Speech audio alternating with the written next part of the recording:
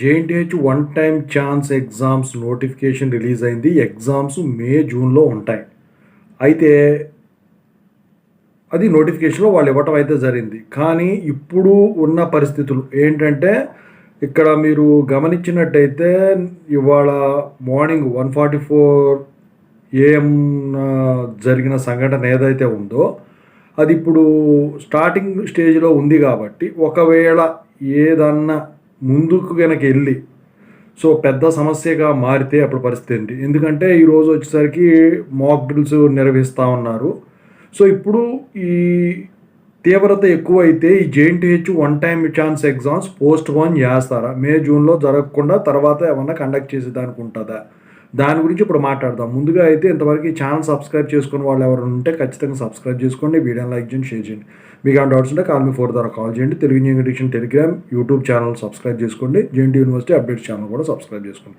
ఈ టాపిక్లో వెళితే JNTH one time chance exams తీవ్ర పరిస్థితులు కనుక వస్తే కండక్ట్ చేసేదానికైతే ఛాన్స్ ఉంటుంది. అది కూడా హైదరాబాద్ జేఎన్టీయూహెచ్ యూనివర్సిటీలో కండక్ట్ చేస్తున్నారు కాబట్టి మరి ఇప్పుడు మాక్ డ్రిల్ కూడా హైదరాబాదు ఇప్పుడు ఆంధ్రాకి వచ్చేసరికి వైజాగ్ అంటున్నారు. అంటే ఎంతో కొంత తీవ్రత లేకపోతే ముందుగా అంటే ఇప్పుడు సెకండ్ ఫేజ్లో వీటిని పడేయటం అయితే జరిగింది. అంటే ఇప్పుడు తీవ్రత అంచనా వేసి ఈ ముందు జాగ్రత్త చర్యలు చేపట్టారు కాబట్టి ఒకవేళ నిజంగా కనుక అది జరిగితే సో ఇంకా ఎక్కువ అయిపోతే ఇప్పుడు లాక్డౌన్ టైంలో వచ్చేసరికి ఏంటంటే ఎగ్జామ్స్ కండక్ట్ చేయడం కుదరలేదు కాబట్టి లాక్డౌన్ అయిపోయిన తర్వాత పెట్టారు. కానీ ఇప్పుడు లాక్డౌన్ వచ్చింది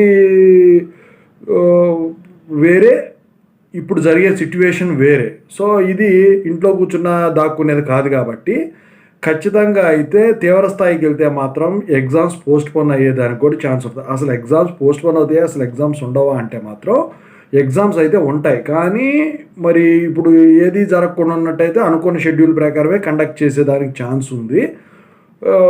లేకపోతే మాత్రం ఇక ఆ టయానికి ఇదయ్యేపటికి అన్ని రోజులు కూడా పట్టదు, ఇక అంతా స్పీడ్గా కంప్లీట్ అయిపోతుంది అనుకుంటే మాత్రం ఇక ఒక నెల ఏమన్నా పోస్ట్పోన్ చేస్తారు మ్యాక్సిమం నాకు తెలిసి అయితే. ఎందుకంటే ఇప్పటికే చాలా రాష్ట్రాల్లో వచ్చేసరికి విద్యా సంస్థలకి సెలవులు ప్రకటించడం అయితే జరిగింది.